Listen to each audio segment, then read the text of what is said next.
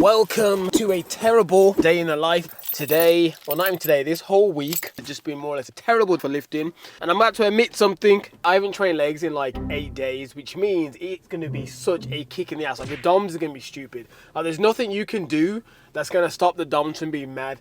But the one thing I would say for anyone that's done this is applicable to various other muscle groups, but legs specifically. Do not go back to that session thinking, oh, because I haven't trained them in so long, I need to kill this session. Don't do that. Because all that happens is you get severe DOMs and then you can't train for like another 4 or 5 days because you're damn near in a wheelchair. So in these scenarios, you gotta just take the L and warm back into it. So today, I just thought, you know what? I feel like shit. So what's the best thing to do when you feel like shit? Vlogging is obviously the smart option to do. Alright peeps, and we have basically arrived and it looks like the car park's kind of empty, so I'm hoping the gym is empty. I also have a bit of energy in me now actually. I can feel that pre-workout kicking in. My protein has a new pre-workout. The new flavor strawberry laces is on point. If you want to make it taste a little bit better, add a little bit of Ribena in it. Alright, we are here.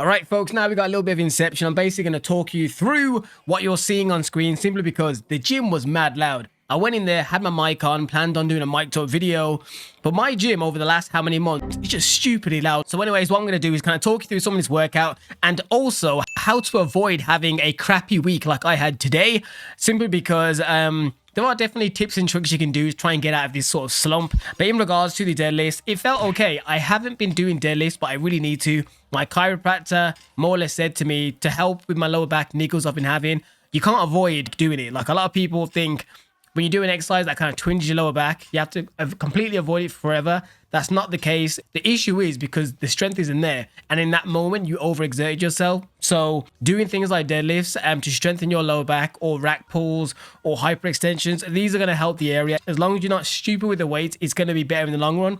So I need to add them back in. Whether it's deadlifts or rack pull, I'm not decided yet, because deadlifts, they're a great exercise, solid, full-on compound move, but it can impact a gym session if you don't do it consistently, because it can almost ruin a gym session if your body hasn't recovered in time. So I'm not sure. Anyways, in regards to the actual on screen, as you can see, I decided to go up to 100 kg and my plan was just to stay there. And then I was like, you know what? Let me just add a 5 on.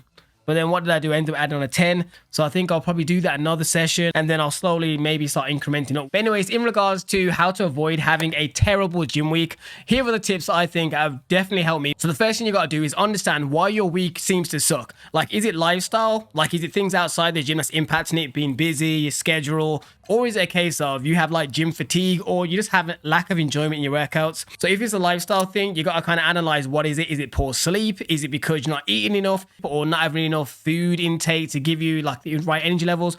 Or simply maybe you need a little bit of a pre-workout or a caffeine to give you that little bit of a boost to get in there. So if it's something like that, obviously you kind of know if you have poor sleep, try and sleep more. But overall, something that can overarch it all is try and create like a little bit of a to-do for the week and kind of have like very small wins. Don't do like grand things.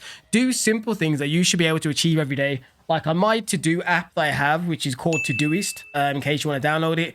I have a few simple wins that I can kind of show you guys. For example, today's goals I've got, I'm not sure if the camera's going to see it. No, the camera will not see it, but I'll just read it out to you. Make sure to get out of bed before a certain time. Do my treadmill walk. Create a YouTube video, which is what I'm doing now. And make sure I leave the house. That one should not be underrated simply because it may sound silly, like just leave the house. That's a to-do thing.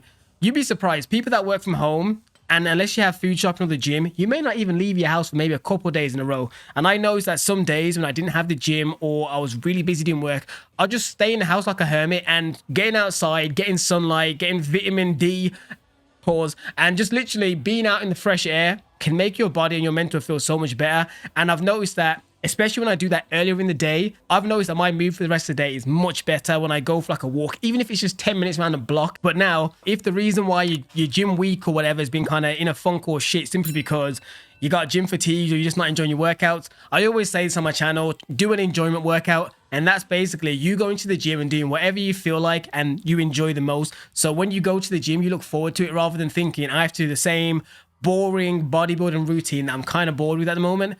Going in the gym needs to feel fun so you keep going long term. So every so often, even if it's not the most optimal workout, you need to get in there. Just do the favorite things you enjoy.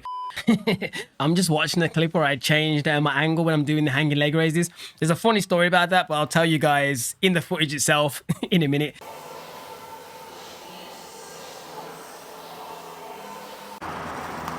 All right, that workout was a bit meh, if I'm being completely honest. But I'm happy I came, did what I needed to do at least to get the DOMs out of the way. But yeah, the workout wasn't the best, but I've done various exercises on the legs, so that should get a lot of the DOMs out. You know, before I get in this car, I'm all sweaty, let me put on a t-shirt. But if I'm being completely honest though, I'm not even sure if you can admit this now, but there was a girl in that gym. She's not in any of the footage, so you ain't gonna put me in the cancel graveyard, but rotted. I'm telling you, it was a madness. But she was, Jesus. Feels kind of weird. I have to kind of caveat that, because nowadays it's unheard of or illegal to notice that someone is actually attractive in public anymore. But in regards to the gym session as a whole, a lot of the music was pretty loud, so I didn't bother to do the voiceover thing.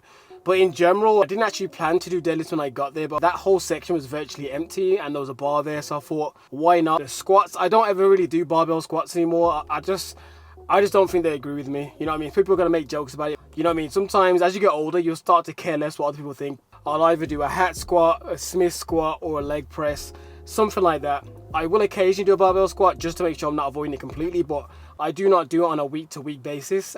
I normally use that squat machine that you saw me using in the gym. Other than that, obviously I did abs as well, because even if you're at a higher body fat percentage, I always believe you should be doing abs year round, like every other muscle, especially if you want them to be damn near prominent when you cut down or when you're heavier. Like I'm a good 15, 16 pounds heavier than normal, but if I want to, I can show at least a good solid 4-pack, 6 if you really squint. So that's because I make sure to whack my abs with weights. Even though I do feel like this gym week has been shit and this session itself, I just feel better, because sometimes, you know, when you have like a shitty week at the gym or in general, you normally say, oh, come Monday, I'll start fresh.